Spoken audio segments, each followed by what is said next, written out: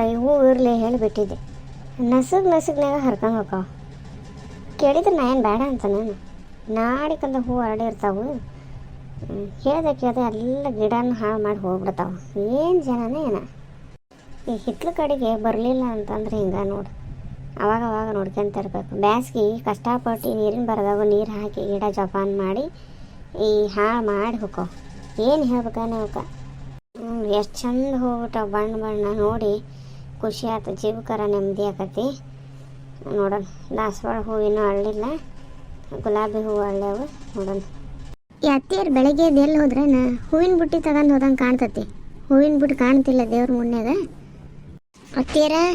ಅತ್ತೆಯರ ಸವಿತಾ ಕರೆಯಕತ್ತಾಳ ಏನ? ನಾ ಹೇಳಿ ಬರಲಿಲ್ಲ, ಹಂಗೆ ಬಂದುಬಿಟ್ಟೆ.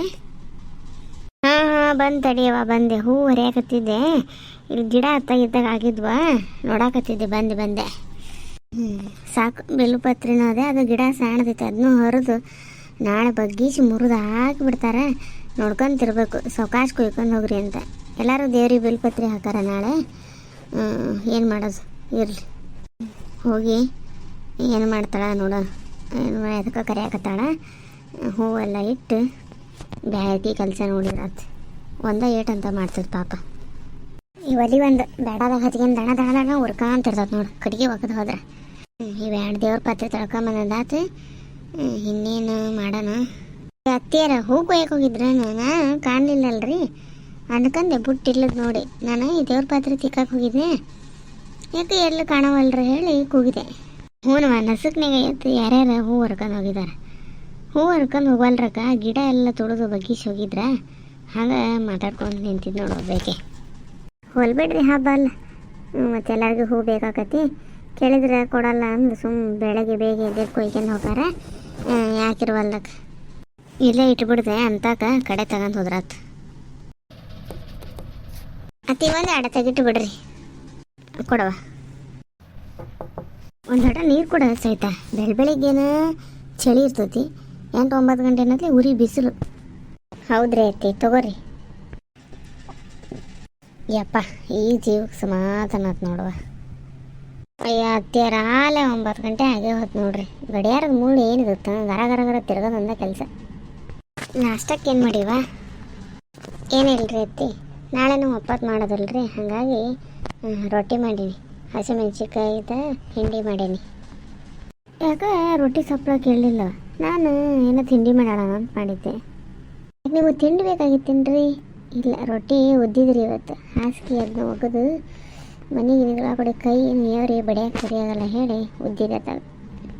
ಚಲೋ ಆತು ಬಿಡು, ಮತ್ತು ನಾಳೆ ವಾಪಸ್ಸಲ್ಲ ತಿನ್ನಂಗಿಲ್ಲ. ಹಬ್ಬದ ಮರುದಿನೂ ಮಾಡಿದೆ, ಇಲ್ಲ ಅಂದ್ರೆ ಇಲ್ಲ ಬಿಡುವಂತಿಂತ ಇವತ್ತು ರೊಟ್ಟಿ ಮಾಡಿದ್ದು ಚಲೋ ಆತ್ವ. ನಿಮ್ಗೆ ಹಚ್ಕೊಡ್ಲಿ ಕಡೆಗೆ ಕೊಡಲಿ ಎಡೆ ಸಹಿತ. ಅದಿಟ್ಟು ಹೂ ಕುಯ್ಕೊಂಡು ಅಡ್ಡಾಡಿ ಬರತ್ಲೆ ಸಾಕಾದಂಗೆ ಆಯ್ತು. ನೀರು ಕುಡಿದ್ನಲ್ಲ ಒಂದು ಮನೆ ಹೊಟ್ಟೆ ತುಂಬ್ದಂಗೆ ಆಯ್ತು. ಸ್ವಲ್ಪ ಹೊತ್ತು ಬಿಟ್ಟು ತಿಂತೆ, ನೀನು ಬಾಕಿ ಕೆಲಸ ಮಾಡ್ಕೊಳುವ.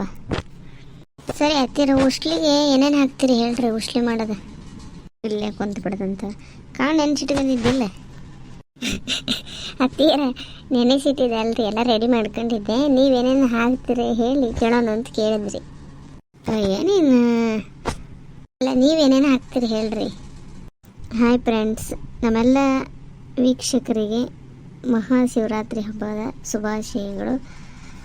ಶಿವ ನಿಮ್ಮೆಲ್ಲರಿಗೂ ಒಳ್ಳೆ ಆರೋಗ್ಯ ಸಂಪತ್ತನ್ನು ಕೊಟ್ಟು ಕಾಪಾಡಲಿ. ಇಲ್ಲಿ ನಮ್ಮ ಕಡೆಗಂತೂ ಶಿವರಾತ್ರಿಗೆ ಸ್ಪೆಷಲಾಗಿ ಉಸ್ಲಿ ಮಾಡ್ತಾರೆ ರೀ. ಸೊ ಮಿಶ್ರ ಕಾಳು ಅಂದರೆ ಎಲ್ಲ ಕಾಳು ಸೇರಿಸಿ ಉಸ್ಲಿ ಮಾಡಿದ್ರಂತೂ ಭಯಂಕರ ಟೇಸ್ಟ್ ಆಗ್ತೈತಿ. ಈಗ ನನ್ನ ಸಸಿ ಬರೀ ಕಡಲೆಕಾಳು ಉಸ್ಲಿ ಮಾಡಿದಾಳೆ, ಹೆಂಗೆ ಅನ್ನೋದು ಆಕೆ ಹೇಳ್ತಾಳೆ. ಹಾಯ್ ಫ್ರೆಂಡ್ಸ್, ಎಲ್ರಿಗೂ ನಮಸ್ಕಾರ ರೀ. ಎಲ್ಲರಿಗೂ ಮಹಾಶಿವರಾತ್ರಿ ಹಬ್ಬದ ಶುಭಾಶಯಗಳು. ಶಿವಪ್ಪ ನಿಮ್ಮೆಲ್ಲರನ್ನು ಕಾಪಾಡಲಿ, ಒಳ್ಳೆ ಆರೋಗ್ಯ, ಒಳ್ಳೆಯ ಸಂಪತ್ತನ್ನು, ನಿಮ್ಮ ಕೆಲಸದಲ್ಲಿ ಯಶಸ್ಸನ್ನು ಕೊಡಲಿ ಅಂತ ಕೇಳ್ಕೊಳ್ತೀನಿ ರೀ.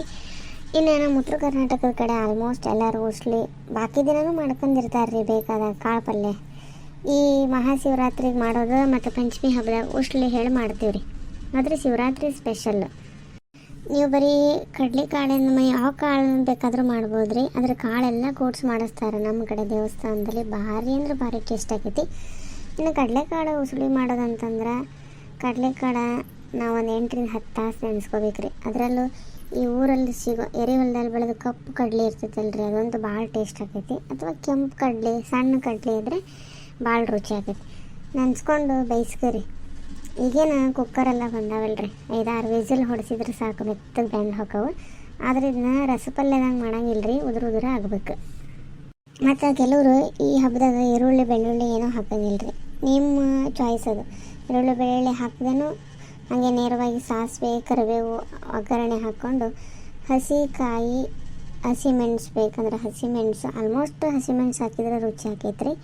ಹಸಿಮೆಣಸು ಜೀರಿಗೆ ಬೆಳ್ಳುಳ್ಳಿ ಹಾಕೋರಿದ್ರೆ ಬೆಳ್ಳುಳ್ಳಿ ಶುಂಠಿ ಹಾಕ್ಕೊಂಡು ಎಲ್ಲ ರುಬ್ಕೊಂಡು ಸಾಸಿವೆ ಒಗ್ಗರಣೆಯಲ್ಲಿ ಕಾಳು ಹಾಕಿ ರುಬ್ಬಿದ ಮಸಾಲೆ ಹಾಕಿ ಸ್ವಲ್ಪ ಅಂದರೆ ಸ್ವಲ್ಪ ನೀರು ಹಾಕಿ ಬೇಕಾದಷ್ಟು ಉಪ್ಪು ಹಾಕೋರಿ ಮತ್ತು ಹುಳಿನೂ ಹಾಕಬೇಕು. ಚೆನ್ನಾಗಿ ಕೈಯಾಡ್ಸ್ಕೊಂಡ್ರೆ ಉಸ್ಲಿ ರೆಡಿ ಆಕತ್ತೆ ನೋಡ್ರಿ. ನಮ್ಮ ಕಡೆಗಂತೂ ನಾವು ಮಂಡಕ್ಕಿಗೆ ಮತ್ತು ಅವಲಕ್ಕಿಗೆಲ್ಲ ಈ ಉಸ್ಲಿನ ತಿಂತೇವೆ ರೀ. ಮತ್ತು ನಿಮಗೆ ಯಾರಿಗೆ ಉಸ್ಲಿ ಅಂದರೆ ಇಷ್ಟ ಮತ್ತು ಉಸ್ಲಿ ಹೆಂಗೆ ಮಾಡ್ತೀರಿ ನಮ್ಗೆ ಕಮೆಂಟ್ ಮಾಡಿರಿ. ಹೌದವಾ, ಈರುಳ್ಳಿ ಬೆಳ್ಳುಳ್ಳಿ ಹಾಕಬಾರ್ದು ಅಂತ ಹೇಳ್ತಾರೆ. ಈರುಳ್ಳಿ ಬೆಳ್ಳುಳ್ಳಿ ಹಾಕಿದ್ರೆ ಅದು ಒಂಥರ ಟೇಸ್ಟ್ ಬರ್ತದೆ. ಇಲ್ಲಾಂದ್ರೆ ನೀವು ಹೇಳ್ದಂಗೆ ಹಿಂಗೆ ಸಾದಾ ಒಗ್ಗರಣೆ ಕೊಟ್ಕೊಂಡು ಖಾರ ಉಪ್ಪು ಹದವಾಗಿ ಹಾಕಿ ಹುಳಿ ಅದನ್ನು. ಮತ್ತು ಇನ್ನೊಂದು ಏನು ಮಾಡ್ತೀವಿ ಗೊತ್ತೇನು, ಗುರಾಳ ಪುಡಿ ಹಾಕಬೇಕು ಮೇನ್. ಹೌದ್ರಿ ಇರ್ತಾರ. ನಮ್ಮೂರಾಗ ಏನು ಮಾಡ್ತಾರೆ ಗೊತ್ತೇನು ರೀ, ದೇವಸ್ಥಾನದ ವತಿಯಿಂದ ಈ ಒಲೆ ಖಾರ ಅಂತ ಇರ್ತಾರೆ.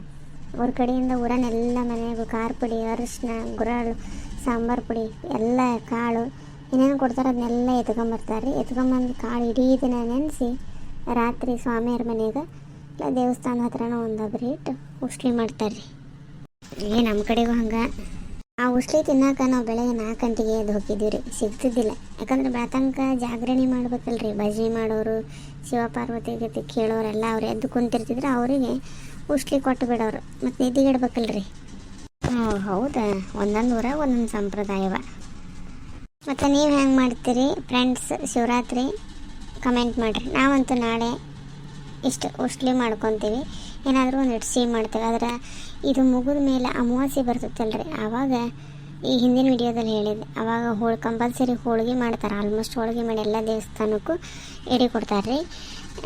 ನಾಳೇನಿಲ್ಲ, ಈಶ್ವರ ದೇವಸ್ಥಾನಕ್ಕೆ ಹೋಗೋದು, ಉಪವಾಸ ಮಾಡೋದು, ಒಂದು ಏನಾದರೂ ಸ್ವೀಟ್ ಮಾಡ್ಕೊಳ್ಳೋದು, ಉಸ್ಲಿ ಮಾಡ್ಕೊಂಡು ತಿಂದಿರೋದು ನೋಡ್ರಿ. ಹೌದಿಲ್ರಿ ಅತ್ತಿ?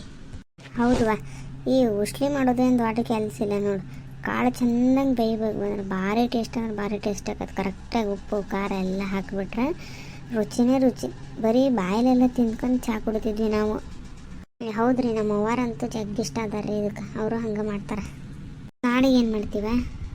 ನಾಳೆಗತ್ತಿ ಹುರ್ಗಡ್ಲಿ ತಂಬಿಟ್ಟು ಮಾಡಿಬಿಡೋಣ್ರಿ. ತಂಬಿಟ್ಟು ಮಾಡೋಣ. ಹಣ್ಣೆಲ್ಲ ಅದಾವಲ್ರಿ, ನಿಮಗೆ ಒಪ್ಪತ್ತಿರೋಕ್ಕಾದ್ರೆ ಇರ್ರಿ, ಇಲ್ಲಾಂತಂದ್ರೆ ಬೇಡ, ವಯಸ್ಸಾಗೈತಿ, ಗುಳಿಗೆ ಅದ ತಿನ್ನೋದಿರ್ತೈತಿ. ನಾ ಒಪ್ಪತ್ತಿರ್ತೆ ಹಣ್ಣೆಲ್ಲ ತಿಂದು. ಆತೋ ನಾಳೆ ಬೆಳಗಾದ ಕೂಡಲೇ ನೋಡೋಣ. ಒಂದಿನ ಉಪವಾಸ ಇದ್ರೆ ಏನಾಗಲ್ಲ, ದೇವ್ರಿಗೋಸ್ಕರ ಉಪವಾಸ ಇರ್ತೀವಿ, ದೇವ್ರು ನಮ್ಮನ್ನು ಕಾಪಾಡಲ್ಲನ. ಹಂಗಂತೀರ ನೋಡಿರಿ. ಬೆಳಗಾದ್ಮೇಲೆ ನಿಮ್ಮ ಮಗನಿಗೂ ನಾಳೆ ಆಫೀಸ್ ರಜಾ, ಅವ್ರಿಗೂ ಉಪವಾಸ ಮಾಡೋಕೆ ಹೇಳ್ತೀನಿ ರೀ. ಮತ್ತು ಗುಂಡೇನು ಸಣ್ಣವ, ಅವ ಇದು ತಿನ್ಕೊಂಡು ಓಡಾಡ್ಕೊಂಡು ಇರ್ತಾನೆ.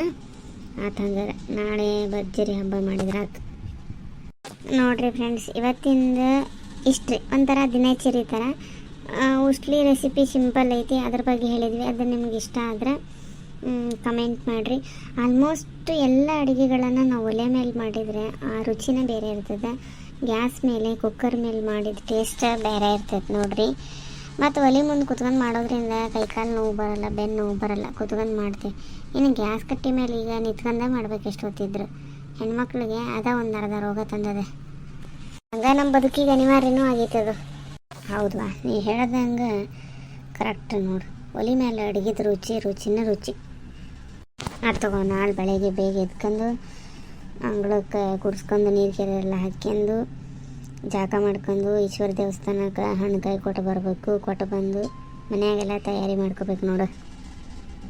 ಆತ್ರಿ ಎತ್ತಿ ಹೇಳ್ತೇನೆ.